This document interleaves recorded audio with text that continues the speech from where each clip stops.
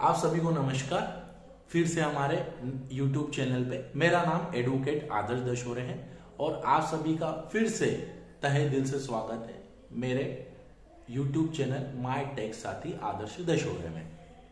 तो सर, पहला YouTube का चैनल हमने प्रसारित करा था दिवाली के समय। आप सभी को कैसा लिखा, उसमें एक गलती होगी कि कमेंट्स का ऑप्शन ऑफ हो गया, बट इस चैनल पर मैं कमेंट्स का ऑप्शन ऑन करूंगा और आपके जो भी यदि उसमें कुछ डाउट्स है, कुछ परेशानी है, तो आप इसमें कमेंट्स में पूछ सकते हो। और इस जो मैं वीडियो बना रहा हूँ इसकी भी कुछ आपके पास क्यूरीज हो तो आप कमेंट्स में पूछ सकते हैं। और उन सभी का धन्यवाद जिन्होंने मेरे चैनल को सब्सक्राइब करा, शेयर्स किया, लाइक किया, उन सभी मेरे व्यूअर्स का बहुत बहुत धन्यवाद। आप सभी का मुझे सपोर्ट ऐसा ही बनाए रखें। हम टैक्स की जो परेशानियां हैं, जो टैक्स से संबंधित समस्याएं जिसे लोग बहुत कठिन समझते हैं, हम उसे बहुत आसान तरीके से हमारे व्यापारी होता है और हमारे क्लाइंट्स तक पहुंचाएंगे। तो चलिए सर, आज से शुरू करते हैं हमारी नई टॉपिक पे बात। तो सर देखिए, नए टॉपिक पे बात ही निकलती है आज कि बहुत से व्यापारी होते हैं जिनको समय समय पे कुछ पूंजी की आवश्यकता होती है, जिनको पैसों की जरूरत होती है। तो वो क्या करते हैं, या कुछ पैसा उधार चाहिए रहता, तो वो लोग क्या करते हैं सर कि कुछ अपने रिश्तेदारों से, दोस्तों से, मित्रों से कुछ रुपया या कुछ पैसा उधार ले लेते हैं। अब जब वो उधार लेते हैं तो उधार को जो एक सामान्य परिभाषा है ना, वो एक उधार होता है। वो बैंक्स मतलब जो जिनके पास थोड़ा सा सीमित जानकारी है, तो उनको क्या होता है कि हमने साहब लोन लिया, वो बोलते थे कि हमने तो लोन लिया। पर इनकम टैक्स में सर लोन को भी डिफाइन करा है। मतलब लोन भी इनकम टैक्स के हिसाब से दो टाइप के होते हैं। लोग क्या करते हैं, बैंक से लोन लेते हैं तो उसको भी बोलते हैं सर हमने लोन ले लिया। किसी रिश्तेदार से 1.5 लाख, 2 लाख, 20,000, 5,000 लेते तो वो बोलते थे कि हमने लोन लिया। नहीं सर, लोन को भी दो भागों में बांटा है इनकम डिपार्टमेंट ने। पहली बात सिक्योर्ड लोन और दूसरा होता है अनसिक्योर्ड लोन। पहला होता है सिक्योर्ड लोन और दूसरा अनसिक्योर्ड लोन। आप लोग फिर से मेरी बात समझे कि हमने लोन के लिए एक ही भाषा बोली। तो सर हम आज पहली बात करने चले हैं अनसिक्योर्ड लोन की। सिक्योर्ड लोन की बात करेंगे हम आगे वाले वीडियोस में, पर हम आगे आज बात करते हैं अनसिक्योर्ड लोन की। तो सर अनसिक्योर्ड लोन में बात करते हैं हम सर कैश की। पहली बात तो ये बताइए कि सर अनसिक्योर्ड लोन होता क्या है। तो देखिए सर, अनसिक्योर्ड लोन क्या होता है कि होता है कि जब हम व्यापारी हैं या हम कोई भी लोग हैं, तो हम क्या करते हैं कि हमारे को कुछ पैसों की जरूरत रहती है, जैसे 10,000, 20,000, 40,000 रुपए की है ना। तो हम क्या करते हैं, हमारे दोस्तों से, मित्रों से कुछ समय के लिए पैसा कैश में ले लेते हैं, बैंक में नहीं, कैश में कुछ पैसा उधार ले लेते हैं। तो इनकम टैक्स सर वहां ये बोलता है कि जब कोई व्यक्ति, आपको समझ में आ गया अनसिक्योर्ड लोन क्या होता है, कि जब हम हमारे रिश्तेदारों, दोस्तों से कुछ पैसा लेते हैं तो वो अनसिक्योर्ड लोन होता है। साहब समझ में आ गई आपको बात। सिक्योर्ड लोन क्या होता है इसकी बात आगे करेंगे। अब सर क्या हुआ कि इनकम टैक्स की एक सेक्शन है 269SS। इनकम टैक्स की सेक्शन है 269SS। वो ये बोलती है सर कि उस आदमी के ऊपर वो लिमिट लगाती है कि वो आदमी कितना लोन के स्वरूप में वो पैसा नगद ले सकता है। मतलब वो पैसा उधार ले सकता है, उसकी मनाही नहीं है हमारी तरफ से, पर इनकम टैक्स उसमें एक लिमिट लगा देता है कि सर इतना ही पैसा वो कैश में ले सकता है लोन, अनसिक्योर्ड लोन के स्वरूप में। उसके बाद वो कैश में नहीं ले सकता, उसके बाद उसको बैंकिंग चैनल से वो पैसा लेना होगा। तो आज हम बात करते हैं पहले 269SS। सर ये एप्लीकेबल किस पे होती है, मतलब ये 269SS किसके ऊपर लागू है। तो सर मैं आपको बात बता दूं, 269SS इनकम टैक्स का सेक्शन यह उसके ऊपर लागू है जो पैसा उधार लेता है। आप लोग समझ रहे हो, मतलब कोई व्यक्ति पैसा उधार लेता है तो उसके ऊपर 269SS लग जाता है। तो सर 269SS, ये पहली बात तो यहाँ पहला पॉइंट ये बोलता है कि 269SS में यदि कोई व्यक्ति पैसा उधार ले रहा है तो सबसे पहली बात कि वो 20,000 रुपए से ज्यादा नगद में नहीं ले सकता है। 269SS में अनसिक्योर्ड लोन में एक व्यक्ति 20,000 रुपए से ज्यादा लोन नगद में नहीं ले सकता है, पहली बात। दूसरी बात कि मान लीजिए किसी व्यक्ति ने साहब पैसे ले लिए, किसी व्यक्ति ने पैसे ले लिए, मान लीजिए, चले हम उदाहरण से इस चीज को समझते हैं। मान लीजिए कि जैसे मैं हूं आदर्श दशोरे, और मुझे मेरे रिश्तेदार से या मेरे दोस्त से किसी से भी मुझे 15,000 रुपये लेने थे नगद में। मैंने बोला यार मुझे कुछ पैसे चाहिए, वो मुझे दे दो। तो उन्होंने बोला यार बैंक में तो नहीं है, तो कैश ले जाओ तुम हमसे। तो मैंने उसको बोला ठीक है भाई दे दे। उसने मेरे को 15,000 रुपये नगद दे दिए। अब जब उसने मुझे 15,000 रुपये नगद दिए तो मैं 15,000 लेके आ गया, मेरे पास रख लिया। मतलब 269 किसके ऊपर लग रहा है? मेरे ऊपर, क्योंकि मैंने पैसा लिया। तो मुझे इनकम टैक्स ने क्या बोला था कि सर आप 20,000 से ज़्यादा नहीं ले सकते हैं। क्या बोला था? 20,000 से ज़्यादा नहीं ले सकते। तो क्या मैंने 20,000 से यहाँ ज़्यादा लिए? क्या मैंने यहाँ 20,000 से ज़्यादा लिए? आप खुद क्वेश्चन करें, नहीं लिए ना। तो सर वही मैं बात बोल रहा हूँ कि यदि मैंने किसी व्यक्ति से 20,000 से ज़्यादा लिए तो इनकम टैक्स का सेक्शन 269 ऐसे से एक पेनल्टी लगा देता है। क्या पेनल्टी लगाता है? क्या सर वो पेनल्टी 80% है, क्या वो 85% है, क्या वो 100% है, या जो भी कंफ्यूजन है आज उसको दूर करते हैं।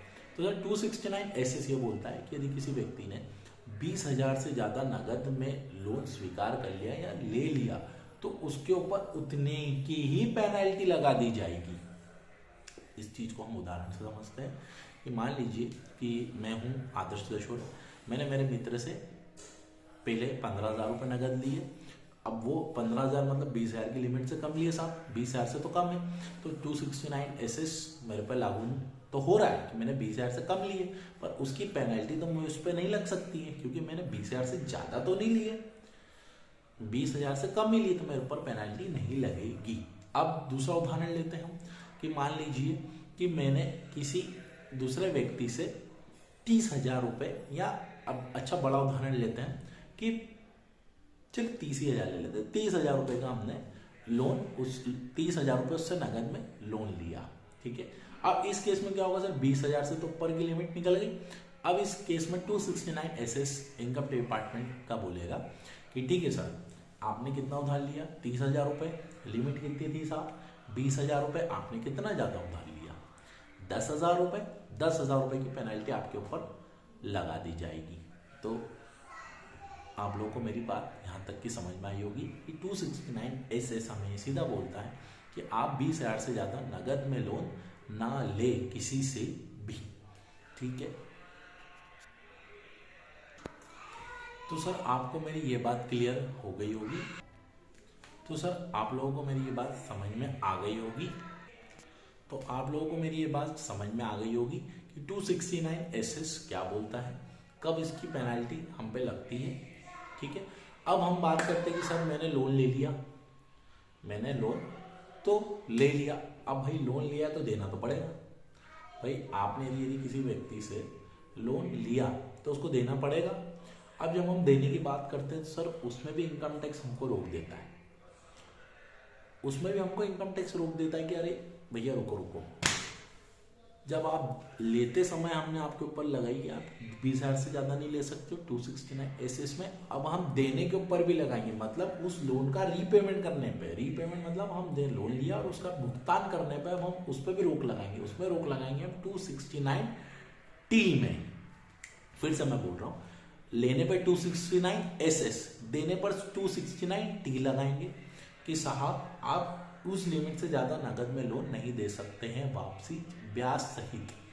तो देखिए 269 टी भी हमको यही बात बोलता है जो 269 एसएस बोलता है कि आप 20,000 रुपये से ज़्यादा नगद लोन का रीपेमेंट नहीं कर सकते हैं साहब। अरे आपको बात में समझ में कि आप उससे ज़्यादा नगद लोन का पैसा वापस नहीं दे सकते, यदि आप देते हैं तो आपके ऊपर भी उतने ही पेनल्टी लगा दी जाएगी, मतलब जितना आप नगद में लोन ऊपर दोगे उतने की पेनल्टी लगा दी जाएगी। उदाहरण से समझते इस बात को कि मैंने 30,000 रुपये तो लग चुकी है, मान लीजिए कि मैंने किसी व्यक्ति से 20,000 रुपये का लोन लिया, 20,000 रुपये तो सर नगद ले लिए।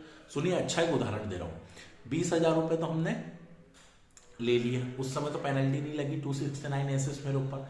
अब मैंने जो लिया था तो मान लीजिए कि मैंने ब्याज पे वो पैसा लिया, अब 1 साल बाद जब मैं उस पैसा को चुकाने गया तो वो मूल प्लस इंटरेस्ट मतलब प्रिंसिपल प्लस इंटरेस्ट सहित कितना हो गया, वो अमाउंट 25,000 रुपये, मतलब 20,000 का मूलधन जो मैंने लिया, पेनल्टी नहीं लगी, ठीक है। और अब जब मैं पैसा देने गया तो उसने ब्याज से दिया, मान लीजिए ब्याज से दिया, तो अब वो अमाउंट कितने का हो गया साहब 25,000 रुपये का।